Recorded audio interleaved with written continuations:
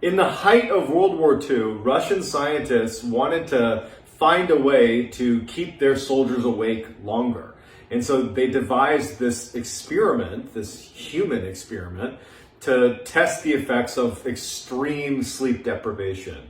And so what they did is they rounded up 5 prisoners of war and offered them their freedom if they went through this experiment, which I can tell you went sideways. And so the way it worked is they were going to be put inside of this sealed gas chamber that continuously was going to administer this stimulant gas. It was an experimental stimulant gas. This is not something they knew much about, but they were fairly confident that it wouldn't kill them and that it would keep them awake.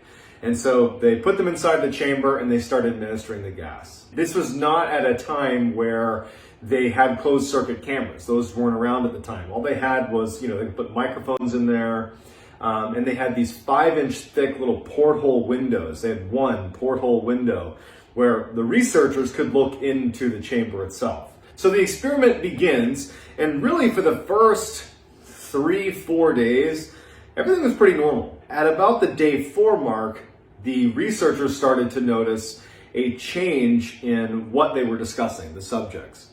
It went from kind of small talk over those first few days to fairly dark. They started talking almost exclusively about traumatic events that had happened to them in their life. And around the day 4 mark is when the subjects started complaining about being in this test at all. The first few days was filled with some optimism that this was their ticket out of the terrible situation they were in. And then it really turned into, this is a terrible situation. I think it was around the day 6 mark, the subjects stopped talking to each other completely. They became paranoid of the other subjects, and they went to their own sections of the chamber. And in the chamber, they had places to sit. There was food, there was water, there was a bathroom. There was books in there to read. They kind of took up space inside of the chamber. They began to believe that they could kind of like sell out their comrades in exchange for getting out of this experiment. So they would, one by one come up to the porthole or go over to one of the microphones that was obviously placed inside the chamber and start whispering these kind of imagined offenses of the other subjects to try to get them in trouble in exchange for being released from this experiment, which, that didn't do anything. The researchers, they didn't care what they said. They just listened and watched. After 9 days, the experiment took a significant turn for the worst. It was the morning of I think it was the 10th day, where the screaming began. One of the test subjects began screaming. And at this point, everybody is totally segregated. They're not talking to each other. They're muttering and whispering. And one of them just starts screaming. And so for 3 hours, they watch him scream at the top of his lungs and run back and forth across this little chamber until he stopped screaming, but he's still running. And they could kind of pick up on the microphone that he was still making sound, but it was like these little squeaks. It turned out that he had physically torn his vocal cords from screaming incessantly. The other subjects didn't react to the screaming at all. It was like it wasn't happening, but they're in this confined space, right? It's so loud in there. And all that happened is, as he's screaming, the other subjects began ripping out pages of the book, soaking them, and then pushing them up against the porthole glass, obscuring the view. So by the time the subject who had torn his vocal cords stopped, by the time he tore his vocal cords and it went quiet, the researchers couldn't actually see into the chamber anymore. And once the guy had torn his vocal cords, there was no more sound in the room. So their view was obscured, and now it's gone silent. After 3 days of talking about what they're going to do, of complete silence in the room.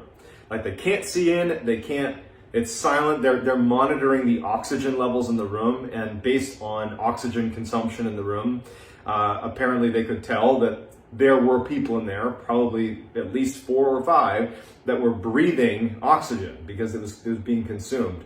So they believed they were alive, but after 3 days of silence, which really didn't make any sense, they determined that, either our microphones are broken, and that's a problem, or there's something wrong. with the subjects themselves. So they decide that they're going to use the intercom to reach out to the subjects and basically tell them that they're going to come into the room. Like, hey, we're going to test the microphones. We're going to be coming into the chamber. You need to lay on the ground and not interact with us. If you comply, we will offer one of you immediate release and freedom. So there's silence after they use the intercom. They decide to do that. They talk through the intercom, and one of the subjects, now to this point again, for 3 days it's been silent. And one of the subjects, clear as can be, talks into the microphone and just says, "We no longer want to be freed." And so the researchers were like, okay, I guess they're alive and our microphones work, so they don't go in. They stay out of the chamber. Silence continues all the way up until the 15th day because, the window's still obscured. The subjects are not speaking, they're not muttering, they're not whispering, it's just silence. And on the 15th day, at midnight on the 15th day, they decide that the experiment was over. And so what they did is they flushed the room of the stimulant that had been continuously pouring into the room. They turned that off and they replaced it with fresh air. And that's when they started hearing the screaming from the subjects inside of the chamber. They were begging them, the researchers, to turn the gas back on, pleading with them, like begging, please turn it back on, as if they were dying. And then they opened the chamber, and now they're laying eyes on the chamber for the first time since like the 10th day. So it's been like 5 days. And they're seeing the chamber with their own eyes for the first time, and it's straight out of a horror scene. 4 of the 5 subjects were still alive. The 5th subject, who had perished at some point, there was chunks of flesh that had been taken off of his chest and his leg and had been jammed into the drain in the center of the room. And they had turned on the water in the bathroom and had flooded the room. There was almost 4 inches of water on the ground, like murky, stagnant, lots of gross stuff in their water all over the ground. And there's this dead subject. And all 4 of them have also, there's chunks of their own flesh that's been ripped off of their body. And it was later determined that it was self-inflicted, these chunks of meat that had been pulled off of them. And it was not by teeth either, it was by hand. And also they were eating it. So they were ripping off pieces of their body and eating it. The food storage that was down there hadn't been touched in days. It was like they had all completely lost their mind and began eating themselves. These subjects did not want to leave the chamber. They just continued to beg for the gas to be turned back on. And so finally they brought in some soldiers to actually extract the living subjects out of the chamber, but they fought so aggressively to stay there. And in fact, one of the subjects jumped up and bit the neck of one of the soldiers, and he actually bled to death.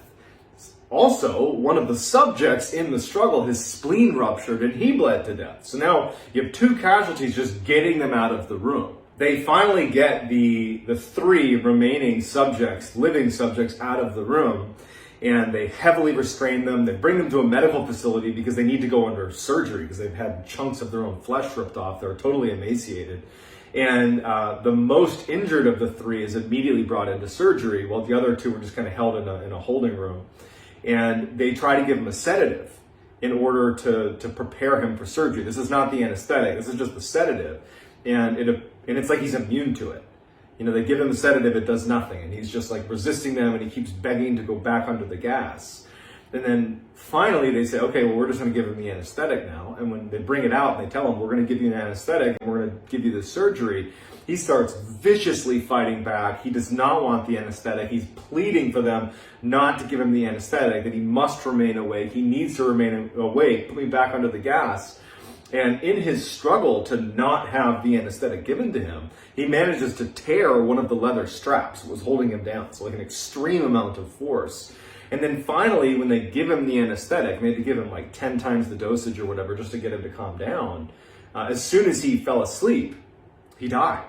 So after he passes away, they move on to the next worse off subject, the guy who had torn his vocal cords and couldn't speak. They bring him in for surgery, and he can't speak, but he's shaking his head because he doesn't want the anesthetic, he doesn't want to go under surgery, and he's fighting with them, and he actually just passes out from exhaustion. And he too, once he falls asleep, or I guess falls unconscious, he dies as well. So now there's only one subject left. The other two that had lived to be pulled out of the chamber have now died as soon as they fell asleep, and the scientists don't have any idea why. Instead of bringing the last survivor into surgery, because now they've witnessed 2 surgeries end in death, they decide, let's put this guy back in the chamber and turn the gas back on, because apparently that's the one thing that's keeping these guys alive.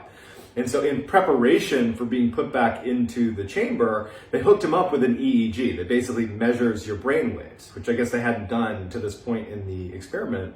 And so they put him in there, and the scientists are watching the readout of the EEG, and they noticed that like his lines would just, inexplicably flatline and then go back to up and down and then flatline again. And one of them had the wherewithal to look at the subject as it's flatlining, and they could see that every time he closed his eyes, it was like he was micro sleeping, like these little blinks. Basically, every time he fell asleep for a fraction of a second, it was like he was suffering a brain death over and over and over again. And as they're monitoring this, and they know what just happened to the other 2, they died when they fell asleep. They're trying to rush to get the gas turned back on to keep this guy alive, but they didn't do it in time, and he eventually succumbs and falls asleep. And they can see before he ultimately dies that initially when he finally fell asleep, the EEG showed that he had fallen into a deep sleep. And then he flatlined and his heart stopped and he died. All of the subjects died, and no one really knows what killed them. Was it the sleep deprivation? Was it the gas? It could be a mixture of the two, but we'll never know. But either way, all of them died. Now, this is actually just a story, and there's no evidence to suggest that it's even true. But during that time frame in the 40s, during World War II, there were known cases of horrific, unethical human experimentation happening, like in the Japanese, that awful Unit 731. I would not suggest Googling that unless you got a really strong stomach. You had in the concentration camps, the German concentration camps, human experimentation was definitely happening. And obviously Germany and Japan are not Russia, but it was just in this era where human experimentation was definitely happening. So even if this particular story, the Russian sleep experiment, is not true, I wouldn't be shocked in the least if there wasn't a similar study done somewhere. Obviously, the results could vary dramatically, but I do think that it's certainly possible that something like this could have happened. We continue to study sleep and sleep deprivation, and really there's not much known about it. We don't even really know why we sleep. But we do know that you will die if you go without sleep. I think the longest any human went without sleep was like 18 days. And I can actually speak from my own experience. I was a Navy SEAL for 7 years, and we go through something called Hell Week in initial training, where over a period of 5.5 days, you sleep for a total of 4 hours. Not every night 4 hours, but a grand total of 4 hours. And it's split up into 2 little chunks, 2 hours and 2 hours. And then there's like a 15-minute and 15-minute nap thrown in there too. And you really just lose your mind after 72 hours. I remember I was constantly hallucinating that when I was around my classmates, their head would turn into a big Rubik's Cube and start flipping around. And even when I got right next to them, their head would still be flopping around like a Rubik's Cube. And that's only 72 hours in. I can only imagine what would happen in 15 days. So that's going to do it. I hope you enjoyed my version of the Russian sleep experiment. Go check it out on Creepypasta or just Google Russian sleep experiment. There's loads of stuff on the internet about it. If you're not already, do check me out on TikTok. So my handle on TikTok is the same as my YouTube handle. It's MrBallen. I post videos in there daily. Lots of horror stuff, scary stuff. If you're into that, go check it out. Also, I have an Instagram, John B. Allen 416 is my handle there. More Navy SEAL content on there, but if you're interested in that, go check it out. And that's going to do it. So please subscribe to my YouTube channel. Let me know if you want to hear other stories that you think I do a good job telling. Let me know, and I'll see if I can do it. And that's going to do it. Thanks, guys.